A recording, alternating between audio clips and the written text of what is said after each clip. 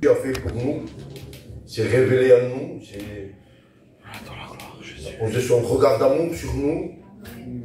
Je ne sais pas vous, mais moi je ne le méritais pas. Et il m'a fait grâce. Et ce matin, à travers ce saint repas, ces emblèmes, je veux me remémorer, hein, le sacrifice de Christ, mais surtout qu'il est ressuscité. Amen. Car s'il ne serait pas ressuscité, le sacrifice serait vain. Ça ne veut dire rien. Mais parce qu'il est ressuscité, nous sommes là ce matin. Amen. Amen. Et je pense que ça mérite de le dire quand même. Parce que des fois on vient au culte et on oublie ce que c'est un culte. Il faut se rappeler de la grâce que Dieu nous a fait, que le Seigneur Jésus nous a fait. Et nous voulons ici, ce matin, reconnaissant avec un cœur humilié, reconnaissant qu'il nous a graciés et que nous ne méritons rien, mais nous sommes là ce matin. Et qu'il ait la valeur de cette réunion. Alléluia. Et ce matin, moi je suis venu avec un message dans mon cœur que j'avais apporté chez moi. Je me suis placé devant Dieu lorsque le frère m'a appelé. Et il y a eu 2 ou 3 messages. Il y a ce message qui revient dans mon cœur. Alors, on va le voir ensemble. Alléluia. Parfois, on a des projets avec Dieu et on pense que tout s'écroule. On pense que tout va tomber à l'eau, comme on dit. Alors que Dieu est aux commandes. Dieu sait tout. Il est le maître du temps. Il est le temps. C'est vrai. Et le Seigneur n'oublie pas. Je crois que c'est dans Philippiens qu'il dit que Paul dit, c'est sûr, je suis certain, il dit, je suis persuadé que ce qu'il a commencé, il le terminera. Amen. Amen. Alléluia. Et ce matin, j'aimerais lire dans le 2e livre de Samuel, au chapitre 9, du verset 1er. Bon, vous savez à peu près de ce qu'on va parler, là, je pense. 2 Samuel, 2e livre de Samuel, au chapitre 9 et au verset 1er.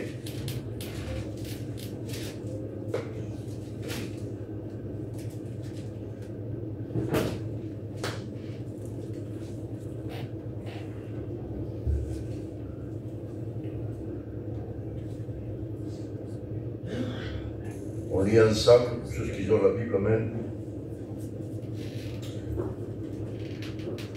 David dit, reste-t-il encore de la maison de Saül?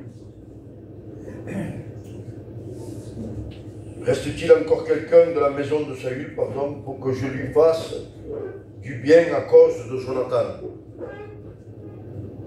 Il y avait un serviteur de la maison de Saül nommé Ziba, que l'on fit venir auprès de David, le roi lui dit, es-tu Ziba? Il répondit, ton serviteur. Le roi dit, n'y a-t-il personne de la maison de Saül pour que juge envers lui de bonté de Dieu? Et Ziba répondit au roi, il y a encore un fils de Jonathan qui est perclus des pieds, c'est-à-dire qu'il est boiteux. Le roi lui dit, où est-il? Et Ziba répondit, il est dans la maison de Makir, d'Amiel, à l'Odébar. Amen. Amen. Bon, Seigneur, ce serait trop long. Je suis fatigué, je ne peux pas lire. On va prier le Seigneur, je vais demander à Juan. Jesús, Padre, te doy gracias, Padre, por todo lo que hace para nosotros, Jesús. Yo sé que en esta reunión, Padre, va a haber un no para cada uno. Amén. A través de tu servidor tú le vas a hablar, Padre. Y nos vas a hacer de bien, Jesús. Aleluya. Así que bendíganos, Padre, en esta mañana. Para ti sea la gloria, Jesús. Amén, Padre. Amén. Gloire à Dieu. Amen. Gloire à Dieu, amen. Excusez-moi, je suis fatigué. Et même avec la fatigue, je veux transmettre ce que Dieu m'a donné dans mon cœur. Ne vous inquiétez pas, Dieu parle. J'ai entendu plusieurs fois ce message, je pense que vous l'avez entendu, vous connaissez l'histoire. À un moment donné, on le chantait aussi, non? on connaît l'histoire. David va rétablir Israël, va rétablir Israël. Il va y avoir des guerres un peu de partout. Il va réunir tous les comment on appelle ça? Tous les clans, on va dire, qu'il y avait, tous les hommes qu'il y avait, il va les réunir, toutes les familles, si vous voulez, je ne sais pas comment dire ça, toutes les tribus, voilà. Il va les réunir et il va former un seul royaume, Israël. Parce que Saül avait un peu fait beaucoup de dégâts dans Israël. Il y avait des personnes, des clans, des tribus qui n'étaient pas d'accord avec lui et qui s'étaient éloignés un peu. Et David va tout rassembler. Il va devoir faire des guerres, ça va durer un bon moment. Il va rétablir Jérusalem, il va établir une cité, Jérusalem, la fondation de paix. Il va avoir beaucoup de travail. Et puis quand tout ça est à peu près terminé, quand il voit qu'Israël, ça y est, devenu un royaume, il est dans son palais, il est là-bas à Jérusalem, puis quand il est là, il pense, il se souvient de quoi? Il se souvient d'une promesse qu'il a faite à Jonathan. Il avait fait une alliance avec Jonathan. David aimait Jonathan. Amen. Et il n'a pas oublié sa promesse, David. Il ne l'a pas fait avant parce qu'il y avait du travail à faire, il fallait finir le travail. Mais là, maintenant, vient le moment de la promesse. Alors il appelle le serviteur de Saül. Et on va voir, hein, ce matin, on va voir. Il appelle le serviteur de Saül et il le fait venir vers lui. Il dit, faites venir vers moi, on l'a lu ensemble, le serviteur de Saül. Et il dit le nom Siba pour qu'il puisse me renseigner. Il le savait en réalité, David. Il savait qu'il y en avait un. Il voulait l'entendre de lui. Et lui, il vient et il se présente. Il dit, voilà, tu es bien Siba, serviteur de Saül. Il dit, ton serviteur à toi. C'est-à-dire, je ne suis plus le serviteur de Saül. Je suis ton serviteur à toi. Savoir une chose, c'est que tous les hommes, toute la maison de Saül a été tuée. Pas David qui l'a fait, mais ce sont les soldats de David, les hommes de David qui l'ont fait. Parce que c'était comme ça. Lorsqu'un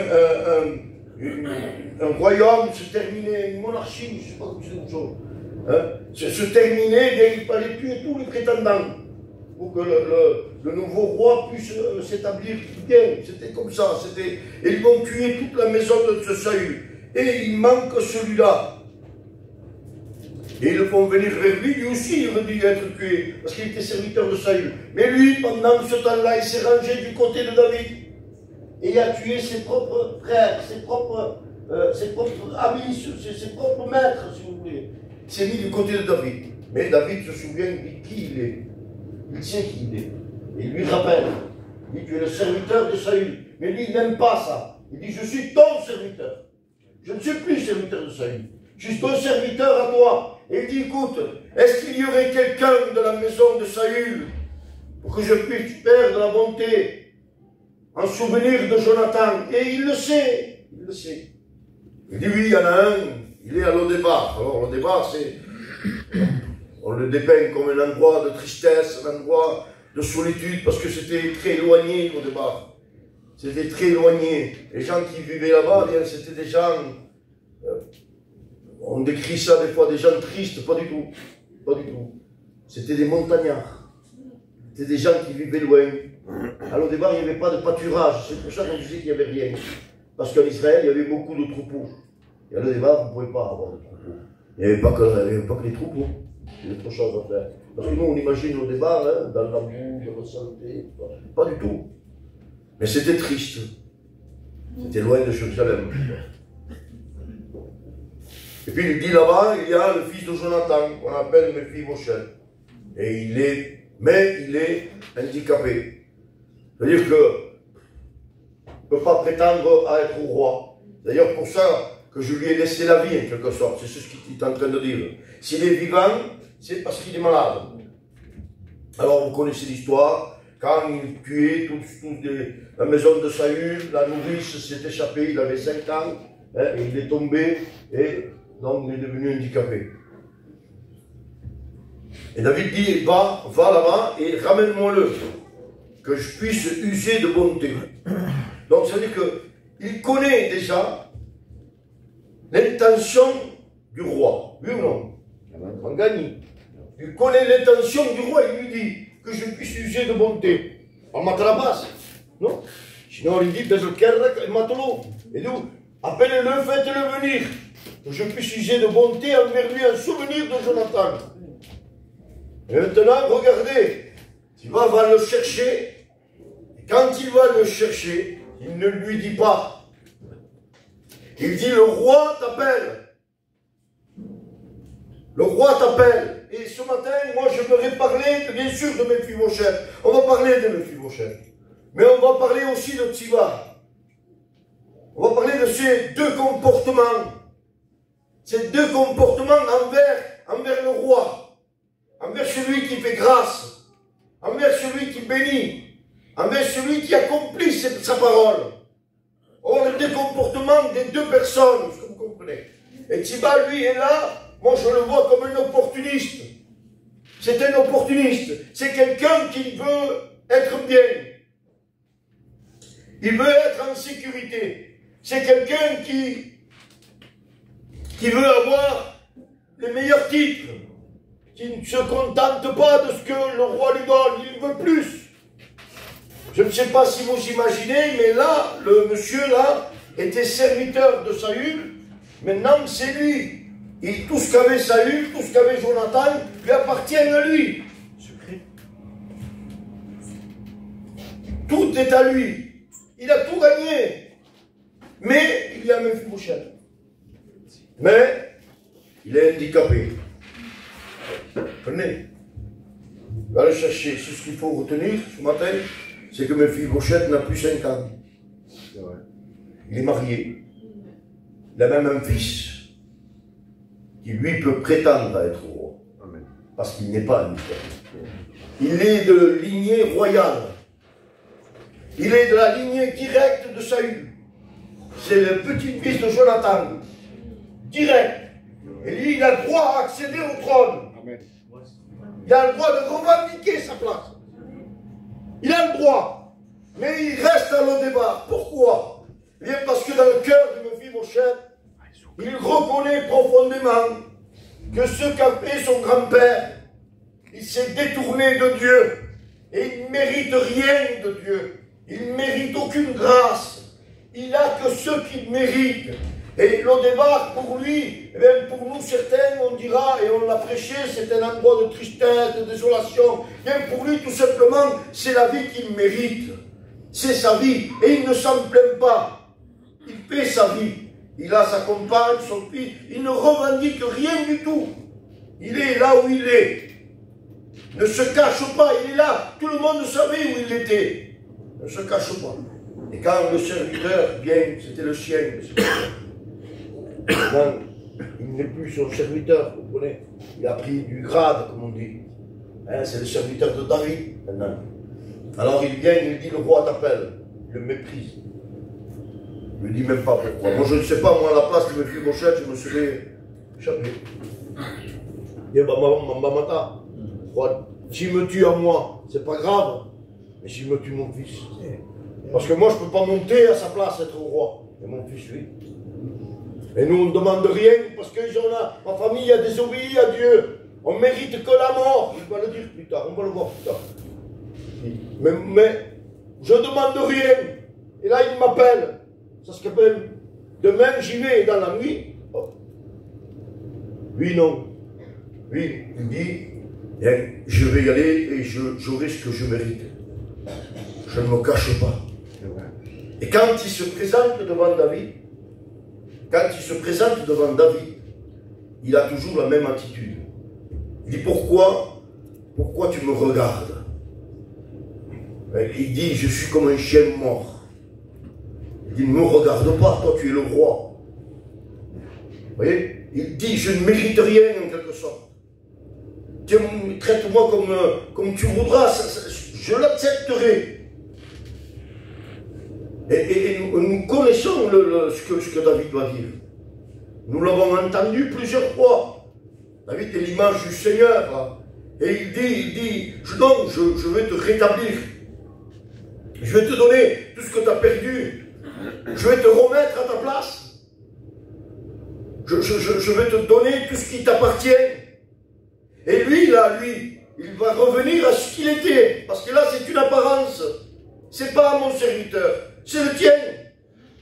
Et il dit, il appelle, il dit à Tsiba, il dit maintenant, tu seras son serviteur. Et tout ce que tu as lui appartient à lui. Parce que ça lui a toujours appartenu en réalité. Si vous comprenez, Dieu note pas ce qu'il a donné. Et il dit, tu es rétabli, tu mangeras avec moi à ma table. Il n'y aura pas un jour où tu ne seras pas. C'est-à-dire que moi je mangerai, toi tu mangeras. Tes enfants auront leur place qu'ils devaient avoir. Notez bien, notez bien. David ne parle pas de son fils. Il ne mentionne rien. Et Méphibosheth ne demande rien. Lui, David lui dit de aller dans le palais, il lui prie grâce, il le rétablit. Merci Seigneur, je ne méritais pas. Je mérite la mort et tu me donnes la grâce. Merci Seigneur, moi j'en ai assez. C'est ça Méphibosheth. Il saisit la grâce. Et Tsiba, lui, il n'est pas content. Parce que lui, c'est une opportuniste. Tout ce qu'il veut, c'est des titres.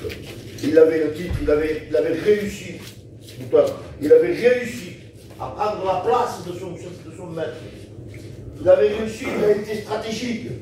Au bon moment, il a saisi l'opportunité. Et au bon moment, et bien, là, il y avait une place. Et pendant des années, pendant que Méphibosheth grandissait dans la misère, lui, il était dans le palais à sa place. Et il avait tous ses biens. Ça ne lui appartenait pas, mais ça ne le dérangeait pas. Ça ne le dérangeait pas. Or, lui, que ce soit Saül ou David, ce n'était pas important. De la même manière qu'il a servi Saül, il sert David maintenant. Il n'est pas attaché à un roi, lui. Il est attaché au bien. Il est attaché au titre. Est-ce que vous comprenez? Et puis le temps va s'écouler. Le temps va s'écouler. Il va y avoir un problème. David va avoir un problème avec son fils, Absalom. Et là, c'est pas très bien. David va être obligé de partir et vous connaissez l'histoire. Et puis, ils se mettent en guerre et ils rassemblent tous ces hommes, ceux qui lui sont fidèles, parce qu'il y en a quelques-uns qui sont partis avec Absalom. Il y a eu un peu le chaos, c'est chaotique ce qui est en train d'arriver là. Et David est en train de rassembler ceux à qui lui il a confiance. Et il est dans un endroit et il leur dit de le rejoindre là-bas. Et puis tous les rejoignent et ils voient arriver Tsiba avec 2 ânes. Avec un peu de nourriture. David le voit arriver et il est étonné. Il dit, où tu vas avec ça? On part au combat, tu viens avec 2 ânes. On part avec un cheval au combat. On part avec un âne. Un âne, ça veut dire qu'on vient en paix. Mais là, on ne va pas à la paix, on va à la guerre. Je ne comprends pas cette attitude, moi. Hein? Il vient avec un peu de manger. Hein? Et il dit ça. Parce que j'ai pensé, écoutez bien, c'est un opportuniste, Seigneur. J'ai pensé que ça fera du bien aux soldats dans le désert, Samuel. Tu en auras besoin, Samuel. Alors j'y ai pensé. Mais David est étonné, il dit, mais le fils de ton serviteur, parce qu'il sait David qu'il y a un noyé, il dit, le fils de ton serviteur, il est malade, Méphibosheth. Mais son fils, il est en pleine santé. Pourquoi il n'est pas là? Et là, le cœur de Tsiba s'ouvre. C'est de l'abondance du cœur que la bouche parle. Ah oui. Il dit, mon Seigneur. Il dit, lorsqu'on voulait partir, lui, il a dit, moi je ne pars pas. Parce que l'Éternel va me redonner mon royaume que j'ai perdu. Ça dit que je me réjouis de ce que David va mourir. Et je reprendrai ma place. Et David s'est irrité dans son cœur, ce qui est normal. Il s'irrite dans son cœur et il dit, Tsiba, à partir de maintenant, tout t'appartient. Je lui retire tout, je te donne tout. Ah, écoutez, mais qui est? Il est content, hein? Il est même heureux. Tout va bien. Et puis il rentre, ça dure un temps, il rentre. Quand il rentre, quand le roi David rentre, il rentre dans le palais, il vient, il rentre, et puis Mephibosheth vient vers lui.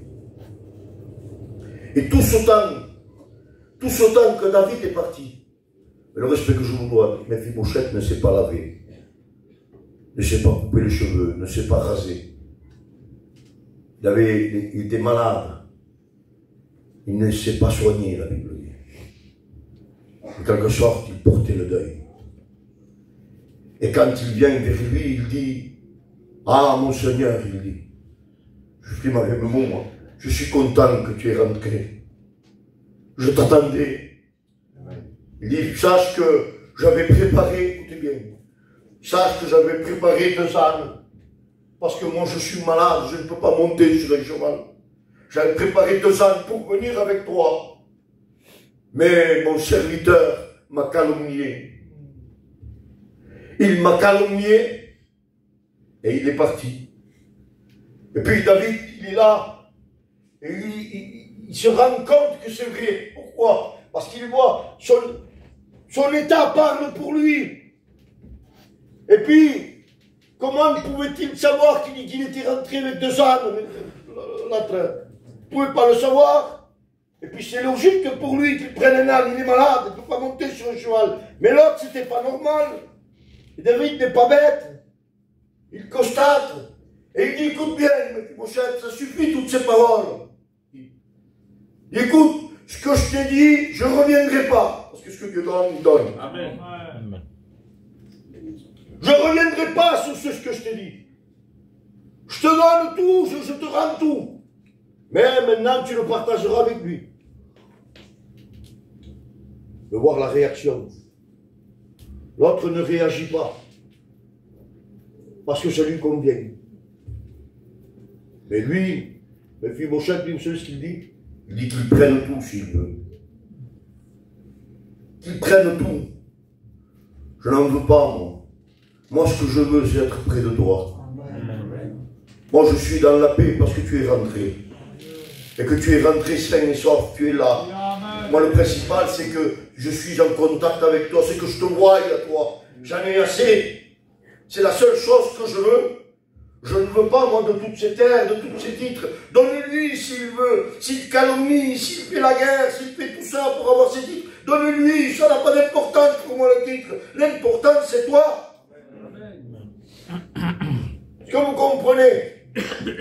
Là, on a quelqu'un qui réalise la grâce et on a quelqu'un qui est opportuniste. Et combien aujourd'hui dans nos réunions, combien dans nos églises, on a des opportunistes qui cherchent les premières places, qui cherchent à être les meilleurs. Et si pour cela, bien, il faut calomnier ou il faut faire du mal, ils ne s'en priveront pas parce que le seul but qu'ils ont, c'est avoir des titres.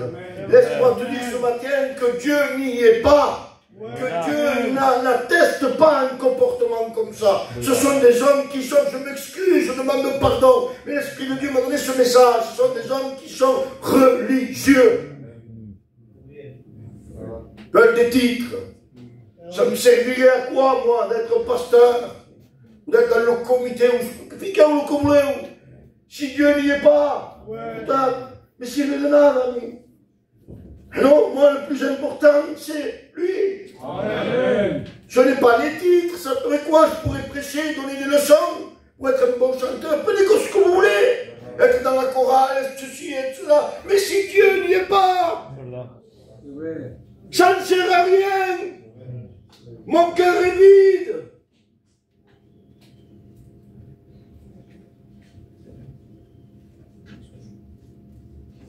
Beaucoup dans nos églises comme ça. Hein. Même dans, je disais dernièrement, hein, c'est pas, je le dis, c'était pas dans le message que je le dis. Même dernièrement, je disais, aujourd'hui dans les serviteurs, de plus en plus on le voit, Samuel. On cherche à épater les gens avec des beaux messages, des messages qui me satisfont. J'aimerais avoir moi leur message. Seigneur, j'aimerais avoir leur message. Je ne l'ai pas, moi, je suis simple. Moi. Mais ils veulent épater les gens, ils veulent faire paraître ce qu'ils ne sont pas en réalité. Non, quand on a reçu, on peut que reconnaître que c'est par grâce. Et on donne simplement que ce qu'on a. On ne peut pas donner ce qu'on n'a pas. On donne que ce qu'on a. David va sur le champ de bataille, il ne va pas pour se battre, lui, attention. Il va simplement donner à manger ses frères.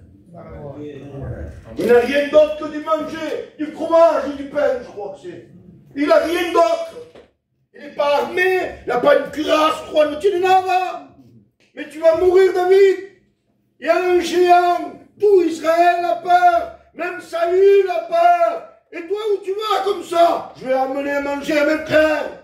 Et quand on amène à manger à ses frères, quand on soucie de ses frères, Dieu remporte la victoire. Et je ne viens pas mon nom, moi. Je viens au nom de l'Éternel des armées. Et on connaît l'histoire. Le grand géant est tombé. Il a été terrassé. Pourquoi il a été terrassé? Parce que David a laissé la place à Dieu. Il ne voulait pas de la tiraille de Saül. Il en avait assez de ce que Dieu lui avait donné. Et aujourd'hui, eh bien, on voudrait paraître être plus. On voudrait être comme cet homme, comme ce serviteur de Saül, qui était opportuniste, qui saisissait les occasions pour pouvoir prendre de plus en plus de place, de plus en plus de place. Mais Dieu n'y était pas dans son cœur. Maintenant, Mephibosheth, lui, il sait ce que c'est vivre avec Dieu. Parce que Jonathan était un homme de Dieu. Jonathan aimait Dieu. Il aimait Dieu au point de refuser au titre de roi. De laisser la place, sa place, c'était sa place, de la laisser à David parce que Dieu l'avait choisi. Son père voulait le tuer. C'était pour son bien à lui. Parce qu'après Saül, c'était Jonathan. Elle a toujours aidé. Ah oui. Mais Jonathan va l'avertir à David. Il dit attention, à mon père, tout le monde m'attend. Parce qu'après, il ne veut pas le titre. J'en ferai quoi du titre si Dieu n'y est pas? Le palais serait vide, serait triste sans Dieu. Dieu l'a choisi à lui, pas à moi. Mais moi, je peux l'aider. C'est ce qu'il fait, Jonathan. Il l'aime. Il va être obéissant à Dieu. Et cet homme de Dieu, bien, a pu inculquer ces choses à son fils, à ses enfants. Et Mephibosheth l'avait au profond de son cœur. Il avait deux images. L'image de son père, Jonathan, qui aimait Dieu, et l'image de son grand-père qui aimait les titres. Alors, pour lui, le constat, le bilan a été vite fait. Je préfère comme mon père, vivre avec Dieu. C'est ce qu'il fait, il ne demande rien. J'ai besoin uniquement que de Dieu. Amen. Alléluia. Gloire à Dieu. Il sait qu'il ne mérite rien.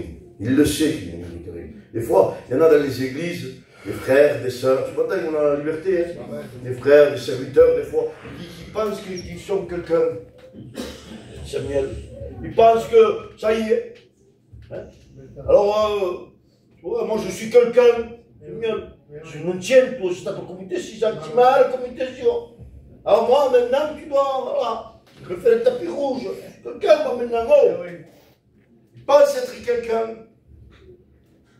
Il y en a comme ça. Malheureusement, c'est comme ça.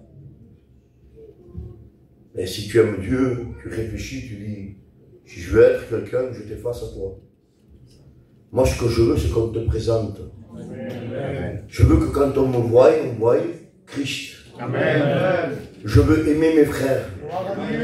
Je ne veux pas les voir plus petits que moi, non. Même Jésus m'a dit de les voir plus grands que moi. Alors, comité, ancien, tout ce que tu veux, pour moi, ça n'a pas d'importance. Moi, c'est Christ. Amen. Bien sûr, il y a la structure de la parole de Dieu, on ne peut pas aller contre. Mais je dois être humilié, parce que l'humilité précède la gloire. Amen. Est-ce que vous comprenez? Mephibosheth le sait. Il sait qu'il ne mérite rien, que c'est parce qu'il a fait une promesse, une alliance avec son père. Il sait qu'il ne mérite rien, il réalise ce que ça veut dire la grâce. Au contraire de l'autre serviteur, lui, il sait ce que c'est la grâce. Parce que, dites-moi, moi je pose une question, hein, répondez dans votre cœur. Croyez-vous que David a regardé Mephibosheth? Ben non. Quand il a vu Mephibosheth, il a vu Jonathan. C'est pas Mephibosheth qu'il voyait, c'était Jonathan. Si moi et toi on est des amis, C'est comme eux l'étaient. Le rame était attaché sur lui. Comme vous étiez le tournoi, je pense que le tournoi, vous étiez les tout. Et partout, vous ferez. C'est ce que fait David. David, quand il voit Mephibosheth, c'est Jonathan qu'il voit. C'est pour ça que même en colère, il ne lui veut pas du mal. Parce qu'il a fait une promesse, il a fait une alliance avec Jonathan. Et l'alliance, il la respectera. Amen. Est-ce que vous comprenez? Amen. Christ respecte son alliance. Amen. Il n'ôtera rien. La grâce, elle est là. Elle est pour toi, elle est pour moi. On ne mérite rien ce matin. S'il y en a un qui mérite qu'il lève la main, moi je ne peux pas l'élever. Je pourrais me cacher devant la présence de Dieu. Je le ferai. Parce que je suis indigne, mais par grâce, parce que le Maître a posé son regard d'amour sur moi, parce qu'il s'est donné sur la croix, il m'a mis héritier du ciel, toi et moi, et il nous a mis à la table du Seigneur des Seigneurs, le Roi des Rois, le Saint des Saints, oui, moi pécheur. Oui, lorsque je prie, ma prière monte jusqu'au trône de la grâce. Amen. Alléluia, Seigneur, c'est pas n'importe quoi. Je ne sais pas si vous imaginez. Essayez d'écrire une lettre à Macron, vous allez voir. S'il va vous répondre. Ben, regardez, il ne va même pas regarder. Le facteur ne va même pas lui apporter. Vous ne savez pas. Est-ce que vous comprenez? Vous croyez qu'il va prendre le temps de vous répondre? Je vais répondre à toi, j'annonce les signaux. Gitan, vous me dites. Vous croyez que je suis le roi, je suis le choc qui est le système. Ça se watch. Lui, le roi des rois, le créateur. C'est créateur. Lui, il ne dit pas une gitano. Lui, il voit un cœur. Et lorsqu'un cœur crie, qu'est-ce qu'il voit, le Seigneur? De son trône, que veut-vous? Il voit le sang de Jésus. Amen. Il voit son fils. Amen. Comme David voyait Jonathan. Et il fait grâce. Et ce matin, il nous fait grâce. Voilà pourquoi nous avons donné notre cœur. Voilà pourquoi nous nous sommes engagés à le suivre. Et ce qu'il nous a promis, ça va s'accomplir. Ce qu'il nous a donné, il ne l'a pas retiré. Personne n'a dit qu'il l'a retiré. Ce que tu donnes, il le donne. Amen. Amen. Je vais vous dire une expérience. Et je vais terminer.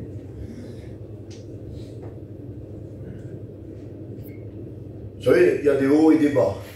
Il y a des moments où on est bien spirituellement, hein, comme disait un cantique, il y a des jours où on touche le ciel, il y a des jours où on est par terre. C'était un moment très difficile pour moi, où il y avait beaucoup de questions, je me posais beaucoup de questions. Et j'étais un peu découragé, un peu beaucoup même. Et puis je suis parti visiter un peu la famille de ma compagne dans la ville de Nice, on est allé là-bas. Et puis là-bas, on m'a invité un peu partout, et puis moi, je ne voulais pas aller prêcher, parce que j'étais fatigué, j'étais découragé. Et puis dans une réunion, on m'a amené un enfant qui était malade. Et moi, on s'est dit, et moi, dans mon cœur, j'ai dit, Seigneur, bénis-le, cet enfant. Dans ma prière, j'ai dit, Seigneur, moi, ne me regarde pas, moi, mais regarde cet enfant. Bénis-le. Lorsque j'ai prié pour lui, le Seigneur l'a béni. Amen. Le Seigneur l'a béni. Pourtant, moi, je ne pouvais pas, j'étais découragé. J'étais bas. Je n'étais pas dans le péché, hein, mais j'étais découragé. Je n'avais pas envie d'annoncer la parole de Dieu. Je ne pouvais pas prier le Seigneur tellement que j'étais découragé. Et quand je priais, je me lamentais. Mais Dieu n'a pas enlevé ce qu'il a mis en moi. Amen. Est-ce que vous comprenez? Et il fait grâce. Amen. Alors, je ne sais pas si tu es dans cette situation. Laisse-moi te dire, te rappeler ce matin que Dieu n'enlève pas ce qu'il a donné. Amen. Alléluia. Et que le Seigneur, il est celui qui rétablit. Il est celui qui bénit. Amen. Nous voulons lui faire confiance. Nous ne voulons pas venir à Dieu pour ce qu'il donne, mais nous voulons venir à Dieu pour ce qu'il est. Amen. Comme Mephibosheth, alléluia. Nous voulons être à l'image de Mephibosheth, alléluia. Se contenter de ce que Dieu nous donne. Lui, il avait la vie, c'était bien déjà. Il le prenait comme ça, vous pouvez le lire. Il avait la vie, c'était bien. Il pouvait voir son fils grandir, il en avait assez. Et quand le roi l'a appelé, c'était un surplus. Est-ce que vous comprenez? Quelle est ta priorité? Quelle est ta priorité?